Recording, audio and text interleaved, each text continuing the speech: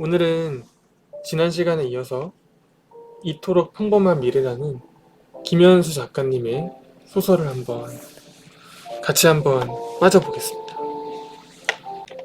다만 한 사람을 기억하네 라는 장입니다. 6장에 수록되어 있습니다. 여러분들은 과거를 얼마나 기억하십니까? 나조차 기억하지 못하는 과거를 어떤 누군가는 생생히 기억하고 있다면 여러분들은 어떤 생각이 드시나요? 그렇다면 나조차 모르는 그 과거를 기억하는 그 대상은 누구일 것 같나요?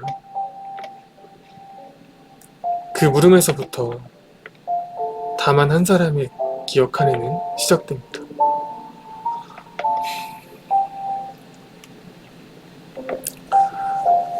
지난 4월 멀리 희진에게서 메일 한 통이 날아왔다.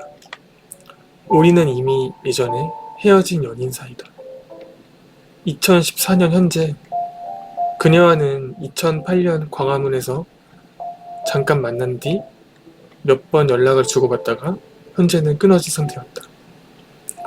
그 메일은 장문의 이메일이었다. 그녀의 첫인사는 나는 지금 도쿄의 요스야야였다. 그녀는 인디 가수가 되어 있었다. 메일을 받았던 그 시기는 한국인이라면 누구나 기억할 만한 2014년 세월호 참사가 일어날 즈음이었다. 그녀는 요스야에 도착해서 한국문화원에서 노래를 부르고 있었다. 하지만 그날만은 그 노래가 부르고 싶었다. 한 사람을 기억하네. 그 밤 바다에서 나 마크 로스코의 빛을 보았네라며 노래를 시작하자마자 그만 울컥하더니 눈물이 나왔다. 노래하다 감정이 고조된 끝에 눈물이 나오는 건 공연에서 흔한 일이었고 때로는 공연의 일부이기도 했지만 그날만은 더 이상 노래를 부를 수가 없었다. 그 장면을 본 일본의 중년 남성 둘은 대화를 했다. 역시 그 가수가 울은 건 시련 때문일까? 아까 울었던 건 말이지. 말도 안 되는 소리. 자네는 뉴스도 안 보는가? 뉴스? 한국에서 배가 가라앉은 일 때문에 가수가 노래를 부르다가 온다고? 그 말을 듣고 있던 희진은 잔에 반쯤 차있던 맥주를 비우고 다가와서 말했다. 틀린 말은 아니네요. 그럼 역시 제가 운 건 시련 때문일까요?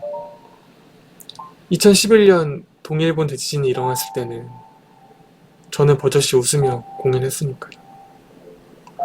그 말을 듣는 두 남자는 말이 없었다. 그날 희진을 요스야로 초청한 건 다름 아닌 후쿠다 씨였다.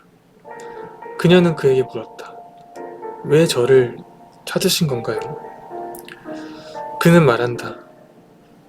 그게 어떤 노래 때문입니다.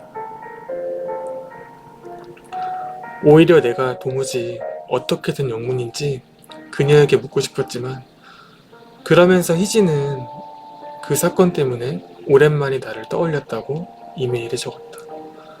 하지만 나는 지금 이 순간까지도 나는 후쿠다가 어떤 사람인지 전혀 모른다. 후쿠다 씨는 단골바에 희진을 초대한다. 그곳에는 화려한 장식과 각종 위스키, 브랜디, 술들이 갖추어져 있었다. 그리고 스피커에서 울려 퍼지는 바로크 선율이 나오고 있었다. 하지만 그 순간 음악이 멈췄다. 그리고 어쿠스틱 기타 소리가 들려오기 시작했다. 후쿠다가 자신에게 들려주고 싶은 노래가 무엇인지 희진은 금방 눈치챌 수 있었다. 오늘도 미소가 나를 스쳤다. 아무 일도 없었던 것처럼. 그 노래를 기억하고 있냐고 그녀는 내게 메일에 썼던 것이다. 처음에는 도통 기억이 나지 않았지만 조금씩 그 노래에 얽힌 일들을 떠올리기 시작했다. 예전에 우리는 20대 중반에 연애하던 시절 그녀가 몇십 번이나 내게 그 가사에 대해 설명했기 때문에 그 노래를 모를 수가 없었다. 내일이여 자유를 다오 라는 노래 가사가 있는 하얀 무덤이라는 일본 노래였다. 그녀는 후쿠다 씨에게 묻는다.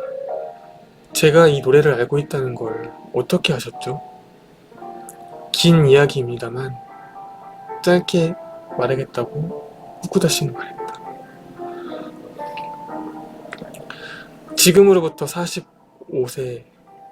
지금으로부터 10년 전 45세에 이르러 제 인생은 완전히 파탄났고 저는 지옥에서 가장 어두운 곳으로 전락했었습니다.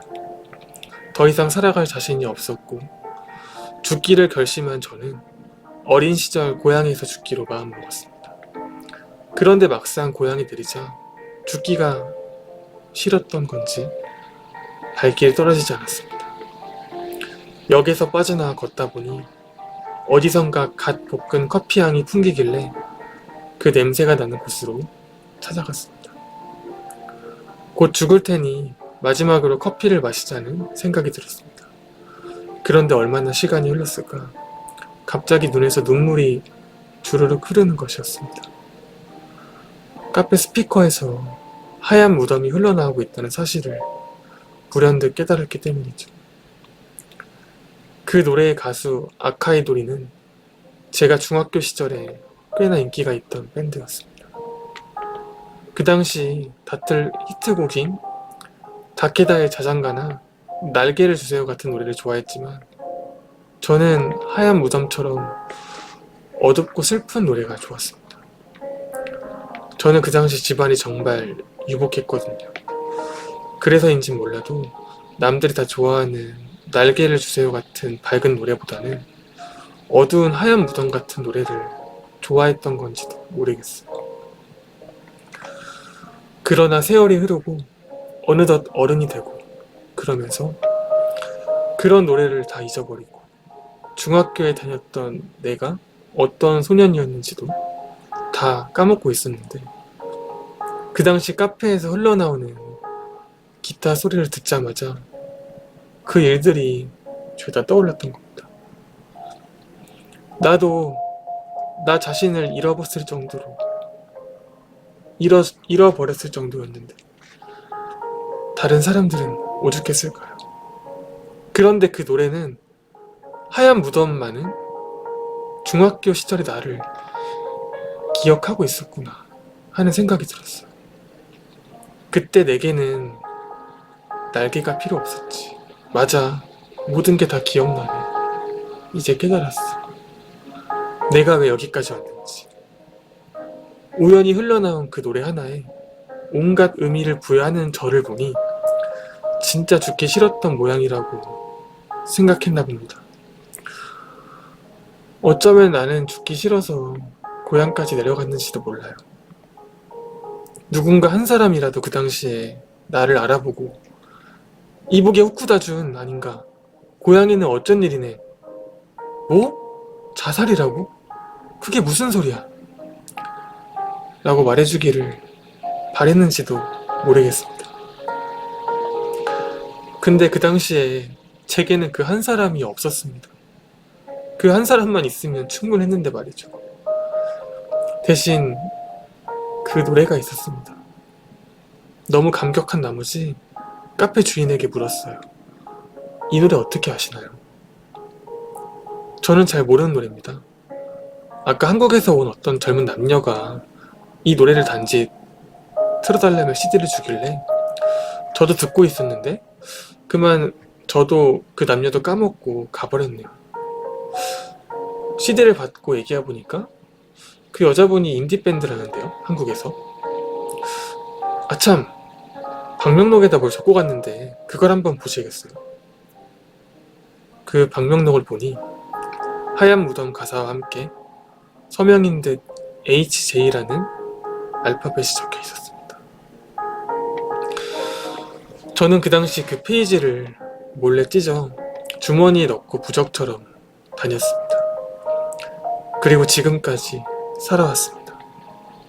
어느 순간부터 HJ라는 이니셜을 가진 2004년도에 일본을 방문했던 적 있는 한국의 여자 인디가스를 수소문하고 다녔습니다.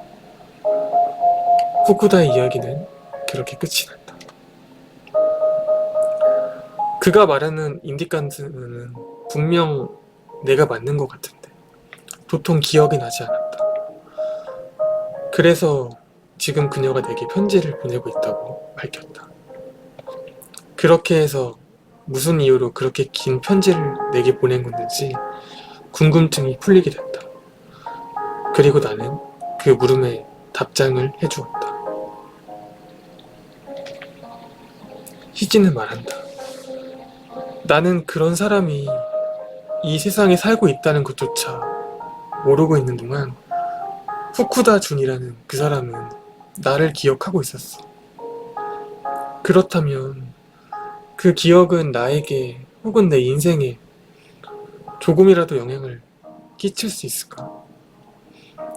우리가 누군가를 기억하려고 했을 때 이 우주는 조금이라도 바뀔 수 있을까? 다만 한 사람을 기억하네. 이야기는 이렇게 끝이 납니다. 어쩌면 이 이야기도 우리가 지난 시간에 알아본 것처럼 후쿠다 준씨는 자살을 앞둔 현재에 고향으로 갔고 주위에는 내 이름을 불러주는 이조차 없었습니다. 하지만 자신조차도 자기를 기억하지 못하고 있는데 누가 자기를 위로해주겠어요. 그렇게 우연히 카페에 가게 됐고 희진이 남기고 갔던 그 노래를 듣습니다. 그러고 떠올려요.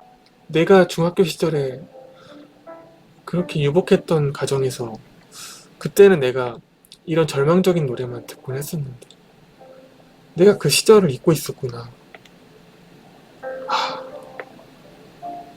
이제서야 깨닫네. 나는 그렇게 삶을 살아왔구나. 그렇게 시간을 역행하며 과거의 끝, 역행하는 시간 속에서 미래를 깨닫고 그 미래는 이토록 평범하다는 걸 깨달아요. 그러고 다시 현재로 돌아와서 세 번째 삶이 시작됩니다. 그 삶 속에서 그 주머니 안에는 HJ라는 그 쪼가리가 있었어요. 그렇게 희진을 찾게 됩니다. 어쩌면 후쿠다 씨도 중학교 시절을 떠올렸던 것처럼 그 시절이 후쿠다 씨에겐 이토록 평범한 미래였던 거죠. 그래서 다른 선택을 하게 됩니다. 나조차 나를 잃어버렸는데 누가 나를 기억하고 위로해주냔 말입니다. 맞는 말인 것 같다. 모든 게 끝났다고 생각하는 시점에 이르러 가장 좋은 미래, 그러니까 이토록 평범한 미래를 우리는 상상할 수 있다며 새로운 삶을 살 수 있습니다. 이렇게 다만 한 사람을 기억하리는 말해주고 있는 것 같아요. 분명 여러분들도 모르고 있는 사이에 여러분들의 그 행동을 기억하는 사람이 있을 겁니다. 여러분도 한번 떠올려 보세요. 그 사람은 나한테 별 의도가 없이 행동했지만 나는 그 행동이 너무 인상 깊었고 혹은 고마웠고 그게 내 인생에 큰 영향을 미친 사건들이 있었을 거예요. 그걸 내가 기억하고 먼 훗날 그 사람에게 찾아가 그 말을 들려준다면 그 사람은 굉장히 기뻐할 겁니다. 여기에 나오는 희진처럼 말이죠. 그리고 그 이야기는 젊은 남녀가 사랑했던 그 시절을 떠올리게 해주고 이메일을 보내게 하고 서로 그 사랑을 다시 한번 떠올리게 되죠. 이렇게 다만 한 사람을 기억한다는 게 이런 나비 효과를 냅니다. 오늘은 여기까지 하겠습니다. 다음에 또 만나요.